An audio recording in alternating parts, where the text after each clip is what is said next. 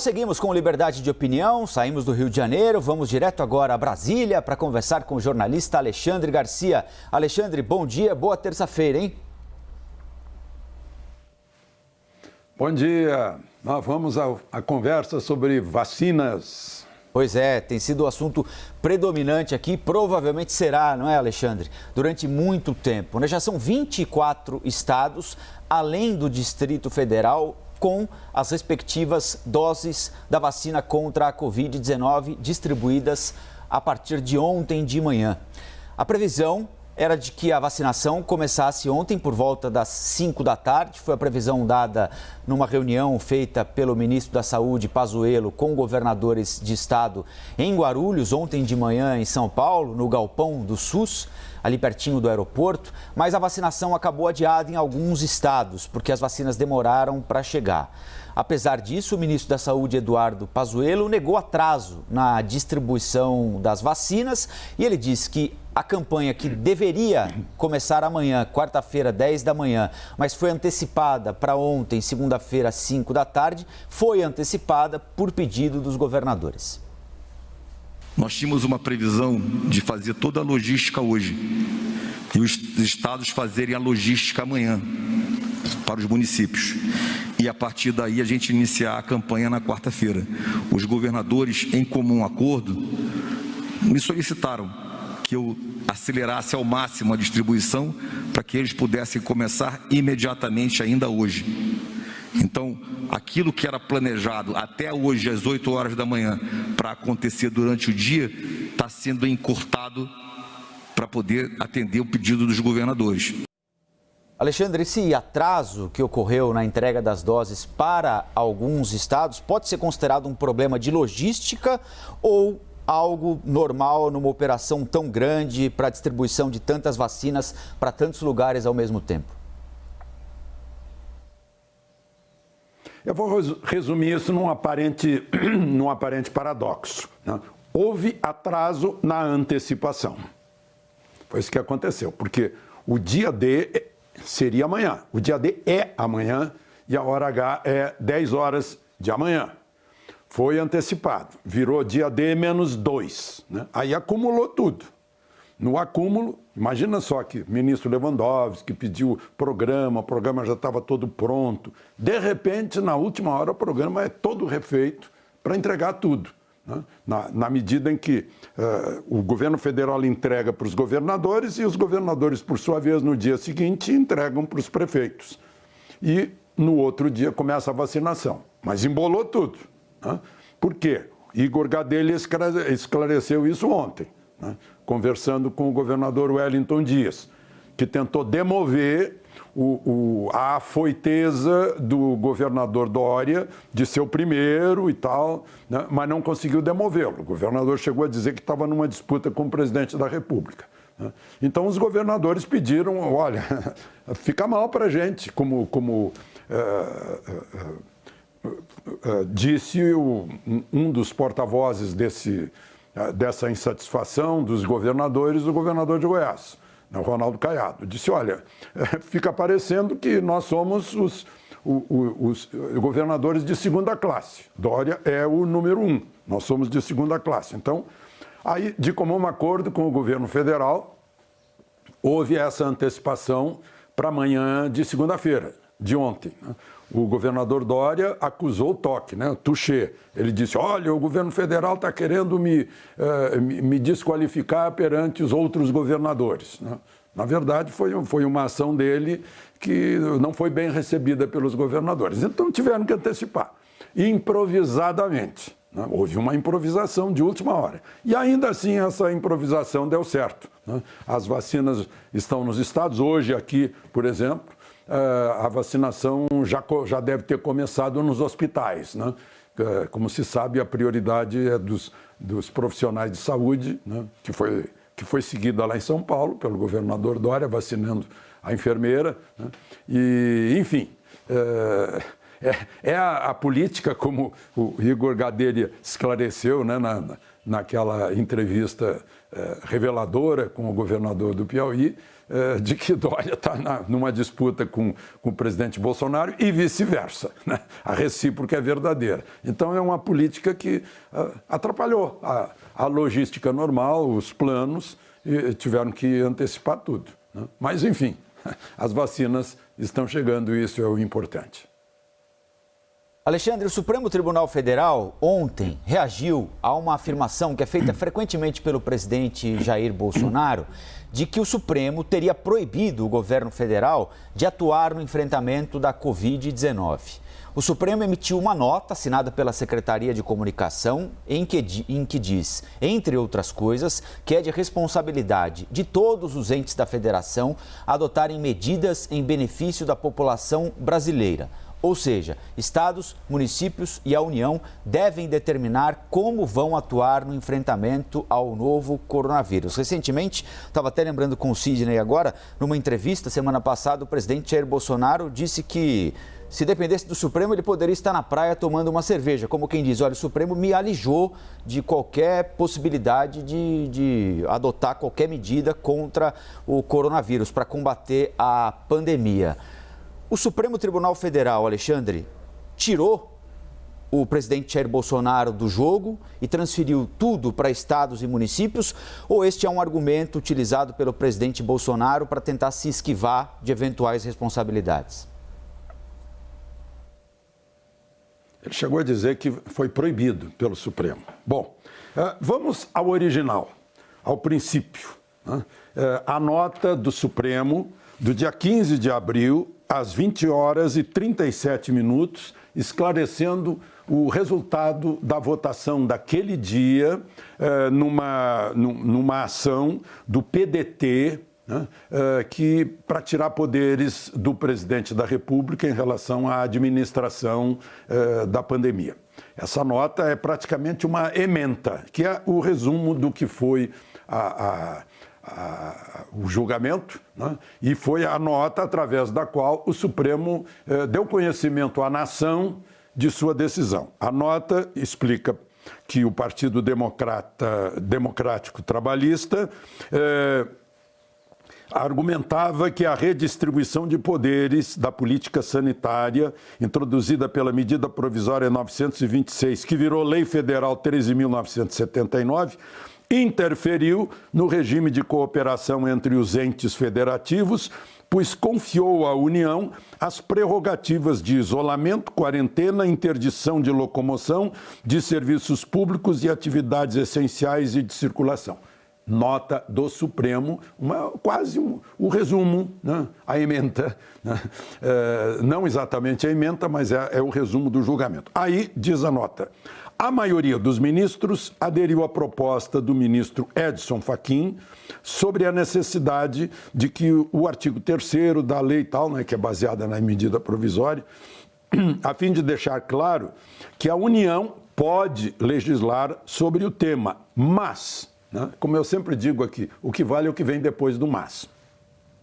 Mas que o exercício desta competência deve sempre resguardar a autonomia dos demais entes, ou seja, a autonomia dos demais entes vem antes, né? Vem prioritária. No seu entendimento, a possibilidade do chefe do Executivo Federal definir por decreto a essencialidade dos serviços públicos sem observância da autonomia dos entes locais afrontaria o princípio da separação de poderes. Parece que está claro. Foram votos vencidos o relator, o ministro Marco Aurélio, e o ministro Dias Toffoli. Foi o que o Supremo disse no próprio dia do julgamento. Bom, o Instituto Butantan está preocupado com a chegada de matéria-prima para produzir mais doses da Coronavac aqui no Instituto Butantan, em São Paulo. O diretor da entidade, Dimas Covas, disse que espera a chegada dessa matéria-prima que virá da China para então decidir se será possível manter o cronograma de vacinação inicialmente divulgado. Preocupa, sim, a chegada da matéria-prima. Essa matéria-prima precisa chegar para não parar o processo de produção. E esperamos que isso aconteça, né, muito rapidamente, porque se chegar antes do fim desse mês, nós manteremos o cronograma de entrega de vacinas. Bom, há preocupação então, Alexandre, com o atraso no envio de insumos pela China para o Butantan e a mesma preocupação da Fiocruz. Ontem nós conversamos com a professora Margarete Dalcomo e ela nos falava dessa mesma preocupação, embora acredite que os insumos estarão no Rio de Janeiro para a produção da vacina de Oxford aqui até 25 de janeiro. Esses insumos também vêm da China, né? Esse é um problema que nós vamos ter de encarar se quisermos termos autonomia para produzir as vacinas por aqui e não dependermos da importação das vacinas já prontas, como aconteceu até agora, né, Alexandre?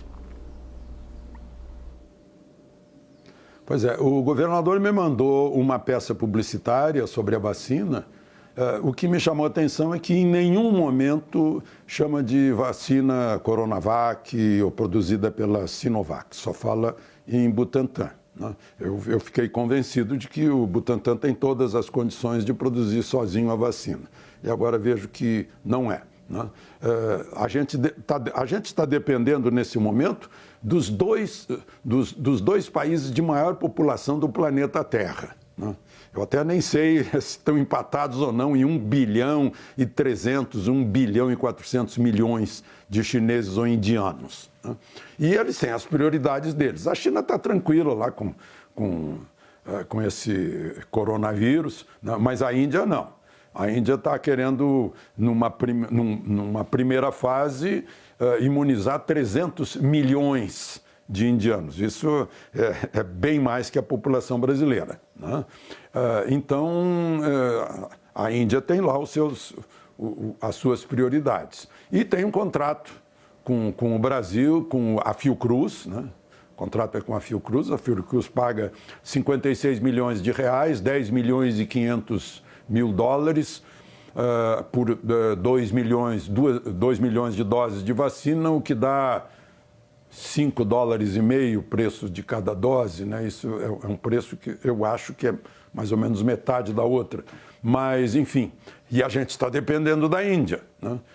Eu acho que foi um certo excesso de confiança do governo brasileiro por causa das boas relações, excelentes relações do presidente do Brasil com o primeiro-ministro, com o chefe de governo da Índia, que lhe deu uma recepção assim com toda a pompa e circunstância, como a gente já viu, né?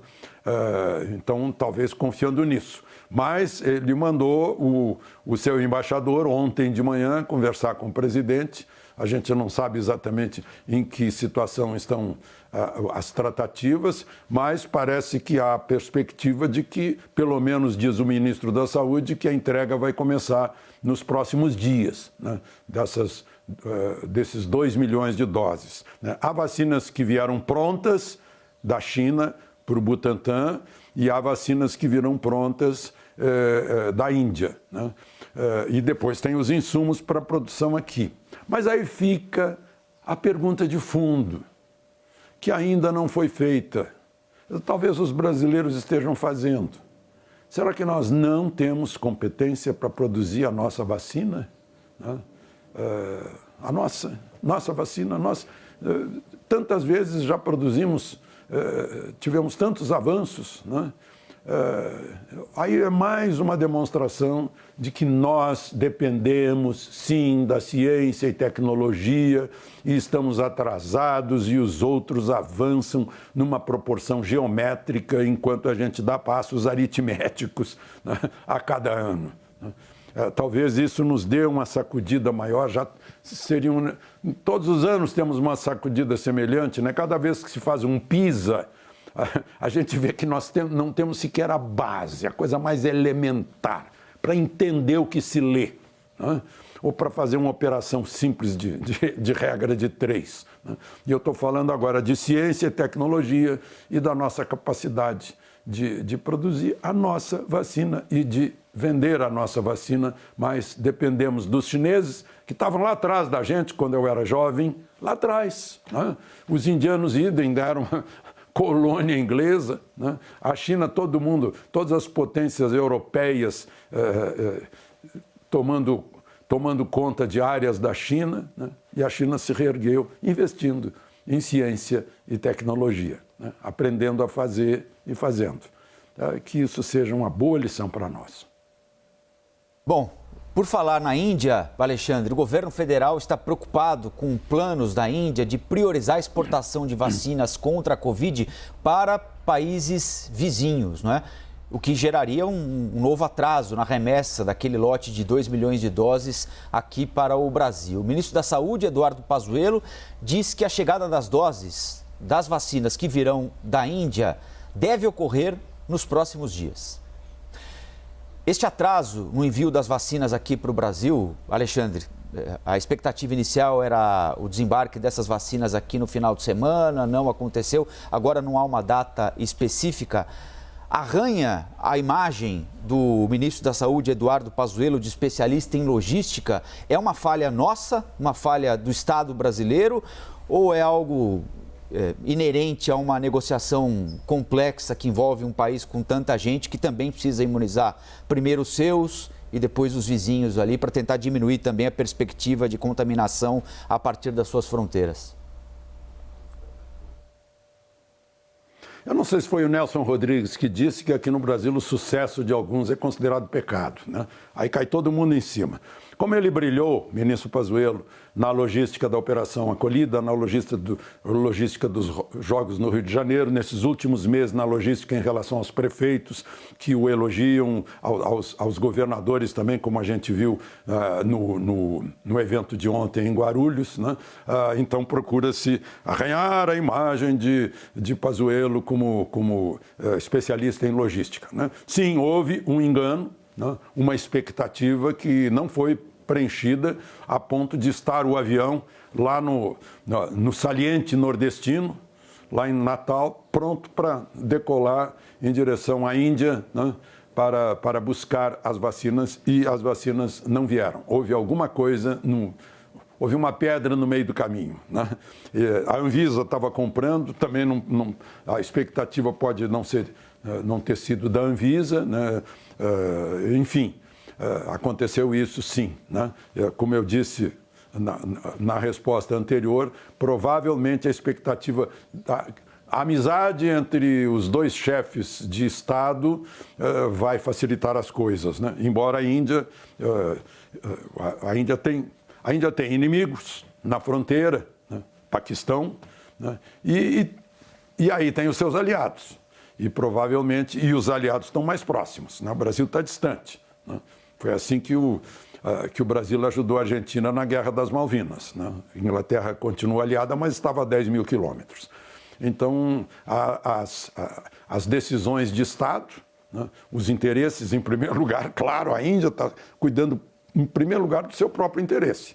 E eu acho que talvez o interesse maior seja a capacidade da potencial vacinação de 300 milhões de chineses, né?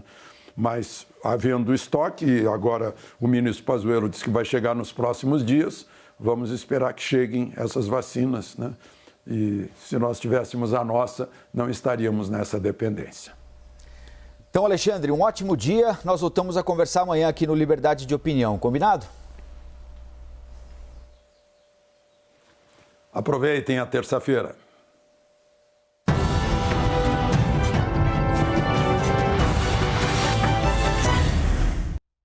As opiniões emitidas pelos comentaristas do quadro não refletem necessariamente a posição da CNN.